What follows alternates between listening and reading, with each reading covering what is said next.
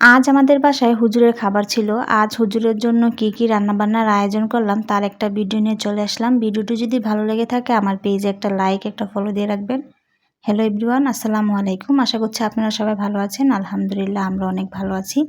যেহেতু হুজুরের খাবার আজ আমাদের বাসায়, তার জন্য কিন্তু সকাল সকালে আজ ঘুম থেকে উঠতে হয়েছে। তারপর একটু বাহিরে হাঁটাহাঁটি করছিলাম, আমাদের স্কুলের এদিকে গিয়েছিলাম হাঁটার জন্য। আজ আকাশটা দেখতে অনেক সুন্দর ছিল।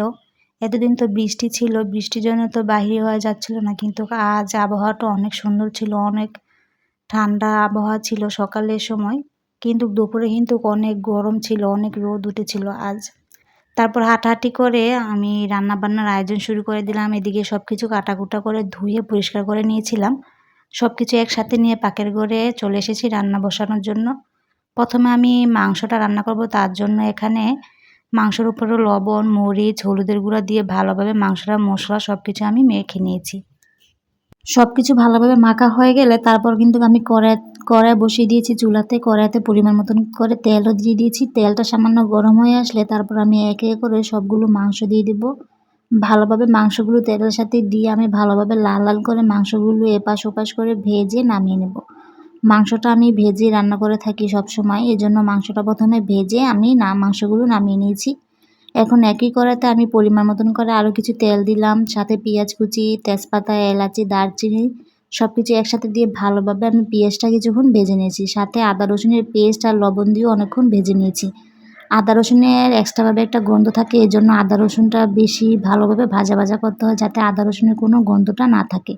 সব কিছু ভালোভাবে ভাজা হয়ে গেলে তারপর আমি কিছু পরিমাণ পানি দিয়ে দিলাম। এখন সব ধরনের গুঁড়া মশলাগুলো দিয়ে দেবো, যেমন হলুদের গুঁড়ো, মরিচের গুঁড়ো, ধনিয়ার গুঁড়ো, লবণ এবং কিছু পরিমাণ মাংসের মশলা দিয়ে ভালোভাবে মশলাটা অনেকক্ষণ কষিয়ে নেব, যাতে ওপরে তেলটা বেশি উঠে। ততক্ষণ পর্যন্ত আমার মশলাটা কষাতে হবে। মাংসের জন্য মশলাটা কিন্তু ভালোভাবে কষানো হয়ে গেছে। দেখুন তেলটা কিন্তু উপরে সুন্দরভাবে বেশি উঠেছে। যেহেতু আমি মাংসটা ভেজে রান্না করব, তার জন্য প্রথমে আমি আলুটা দিয়ে ভালোভাবে মশলার সাথে মিশিয়ে কষিয়ে আলুটা রান্না করে নেব। ভালোভাবে মশলার সাথে আলুটা আমি প্রথমে মিশিয়ে নিয়েছি। এখন কিছু অল্প পরিমাণ পানি দেব, যাতে আলুটা সুন্দরভাবে সিদ্ধ হয়ে যায়। পানিটা দিয়ে আমি সুন্দরভাবে সব কিছু নাড়াচাড়া করে মিশিয়ে দিয়ে ঢাকনা দিয়ে ঢেকে দিয়েছিলাম। দেখতে দেখতে কিন্তু আমার আলুটা ভালোভাবে কষানো হয়ে গেছে এবং সুন্দর মতন সিদ্ধ হয়ে গেছে।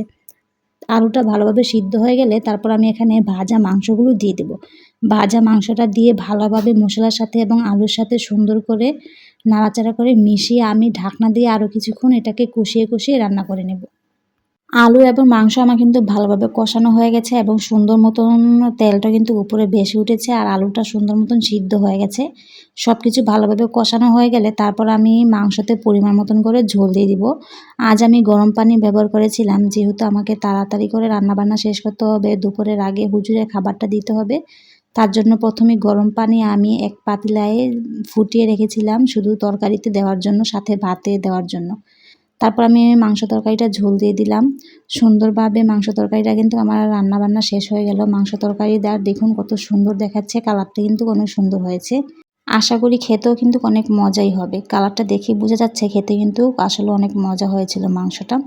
আমার কিন্তু মাংসটা রান্না করা হয়ে গেছে। তারপর আমি মাংসটা এক সাইড করে রেখে দিলাম।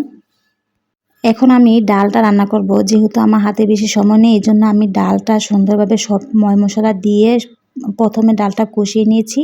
এখানে আমি ময় মশলা বলতে দিয়েছি পেঁয়াজ কুচি, টমেটো কুচি, সাথে মুসুরির ডাল, হলুদের গুঁড়ো, মরিচের গুঁড়ো, লবণ দিয়ে ভালোভাবে প্রথমে আমি ডালটা অনেকক্ষণ কষিয়ে নেব। কষানো হয়ে গেলে তারপর আমি এখানে আরও কিছু পানি দেবো, যাতে টমেটো আর ডালটা ভালোভাবে সিদ্ধ হয়ে যায়। আরও কিছুক্ষণ জাল করে নিয়েছি।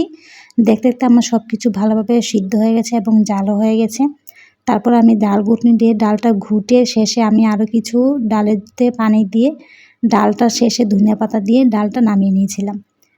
ডাল এবং মাংস তরকারিটা রান্না করা হয়ে গেছে। এখন একটা ভাজি রান্না করব। এটা ছিল ঢেঁড়স ভাজি। প্রথমে আমি কড়াইতে পরিমাণ মতন তেল, তারপর পেঁয়াজটা দিয়ে কিছুক্ষণ ভেজে নিয়েছি। তারপর আমি এখানে ঢেঁড়সটা দিয়ে দিলাম। ঢেঁড়সটা দিয়ে সাথে কিন্তু পরিমাণ মতন লবণ দিয়ে আমি ঢেঁড়সটা ভালোভাবে নাড়াচাড়া করে ঢাকনা দিয়ে ঢেকে ঢেঁড়সটা সুন্দর মতন রান্না করে নিয়েছি। ঢেঁড়স ভাজি রান্না করতে বেশি সময় লাগে না, অল্প সময় ঢেঁড়সটা রান্না করা হয়ে যায়। তারপর দেখতে আমার ঢেঁড়সটা রান্না করা হয়ে গেছে। তারপর আমি ঢেঁড়সটা নামিয়ে নিলাম। এর ফাঁকে কিছু আম কেটে নিয়ে আসা হয়েছিল, গরম লাগছিল অনেক চুলার পাড়ে। তারপর কিছু মিষ্টি আম খেয়ে নিলাম। আমগুলো খেতে অনেক মিষ্টি ছিল, এটি ছিল আমরুপালি। আমরুপালি খেতে কিন্তু অনেক মজা। রান্না করার ফাঁকে কিছু আম খেয়ে নিয়েছি। তারপর আমি এখানে মুড়ি কচু বাবা এনেছিল আজ বাজার থেকে, সেগুলো কেটে নিয়েছিলাম, সেগুলো সিদ্ধ করতে বসিয়ে দিয়েছি। আরেকটা চুলাতে আমি মুড়ি কচু দিয়ে মাছের তরকারি রান্না করব। তার জন্য এখানে মাছের উপরে হলুদ, মরিচ, লবণ দিয়ে মেখে মাছটা ভেজে এক সাইড করে নামিয়ে রাখলাম। এখন মাছের তরকারিটা রান্না করব, তার জন্য কড়াইতে পরিমাণ মতন তেল, তারপর কচুগুলো আগে দিয়ে তেলের সাথে ভালোভাবে লাল লাল করে ভেজে নেব। মা বলেছে এভাবে রান্না করার জন্য, তার জন্য আজ এভাবেই রান্না করেছিলাম। কচুটি ভালোভাবে তেলের সাথে দিয়ে ভালোভাবে লাল লাল করে কিছুক্ষণ ভেজে নিয়েছি। তারপর পেঁয়াজ কুচিটা দিয়েছিলাম। পেঁয়াজ কুচিটা দিয়ে আরও কিছুক্ষণ ভেজে আদা রসুনের পেস্ট দিয়ে অনেকক্ষণ ভেজে নিয়েছি। তারপর কিছু পরিমাণ পানি, হলুদের গুঁড়ো, মরিচের গুঁড়ো, ধনিয়ার গুঁড়ো, লবণ দিয়ে ভালোভাবে তরকারিটা অনেকক্ষণ কষিয়ে নিতে হবে। কচুটা যেহেতু আমি সিদ্ধ করে নিয়েছি, এখন বেশি জাল করা লাগবে না। কচুটা এমনি মোটামুটি অর্ধেক সিদ্ধ হয়ে গেছে। তারপর আমি মশলাটা দিয়ে ভালোভাবে আরও কিছুক্ষণ কষিয়ে নিয়েছি। মোটামুটি কচুটা আরও সিদ্ধ হয়ে গেছে। সব কিছু কষানো হয়ে গেলে তারপর আমি মাছগুলো দিয়ে আরও কিছুক্ষণ কষিয়ে নিয়েছি। এখন পরিমাণ মতন করে ঝোল দিয়ে দিলাম।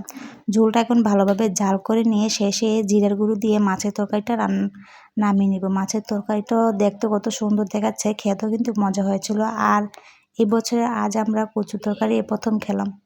সাথে কিন্তু ভাতও রান্না করে নিয়েছিলাম। তারপর আমার দুপুরে রান্না বান্নার আয়োজন সব শেষ হয়ে গেল। তারপর হুজুরের খাবারটা বেরিয়ে দিতে হবে টিফিন বক্সে, তার জন্য প্রথমে ভাত, তারপর মাছের তরকারি, সাথে ভাজি বা শাক, এর সাথে মাংস তরকারি এবং ডাল সব কিছু একসাথে দিয়ে ভালোভাবে টিফিন বক্সে বেড়ে সুন্দরভাবে টিফিন বক্সটা রেডি করে দিয়েছিলাম। তারপর একজন ছাত্র এসে হুজুরের খাবারটা নিয়ে গিয়েছিল। আজ দুপুরে রান্নাগুলো কেমন হয়েছে জানাবেন। আমরা সবসময় এভাবেই রান্না করে থাকি, আমার কাছে তো অনেক ভালো লাগে। আজ মাংস তরকারিটা খেতে কিন্তু অনেক মজা হয়েছিল। আবিদ আর তাসফির খেয়ে বলেছে মাংস তরকারিটা অনেক মজা হয়েছে খেতে। হুজুরের খাবারটা হুজুরের কাছে পাঠিয়ে দেওয়ার পর আবিদকে আমি খাবার খাইতে বসিয়ে দিয়েছিলাম। এখানে আবিদের জন্য মাংস সাথে লেবু দিয়েছিলাম। ও তো অনেক মজা করে দুপুরে খাবারটা খেয়ে নিল। আলহামদুলিল্লাহ, খাবারটা খেয়ে বলল খাবারগুলো অনেক মজা হয়েছিল।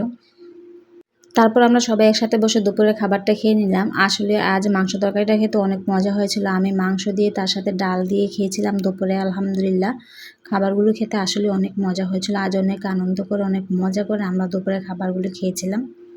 দুপুরে খাওয়া দাওয়া শেষ করে আমরা কিন্তু সবাই বিকেলে একটু রেস্ট নিয়েছিলাম। বিকেলে সবাই রেস্ট নেওয়ার পর আমরা বাহিরে হাঁটাহাঁটি করছিলাম। তারপর হঠাৎ করে আবিদ তাসফির খেয়াল করলো হাওয়াই মিঠা, এক আঙ্কেল হাওয়াই মিঠা বিক্রি করছে। তারপর ওরা হাওয়াই মিঠাই কিনে নিয়ে আসলো।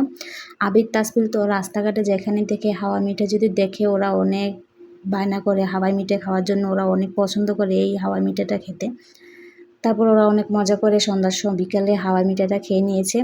আর এই ছিল আজ আমাদের সারাদিনের একটা ফুল ভিডিও। ভিডিওটি যদি ভালো লেগে থাকে আমাদের সাথেই থাকবেন, লাইক, ফলো, সাবস্ক্রাইব করে তানজিন আক্তার ব্লগের পাশেই থাকবেন। সবাইকে ধন্যবাদ।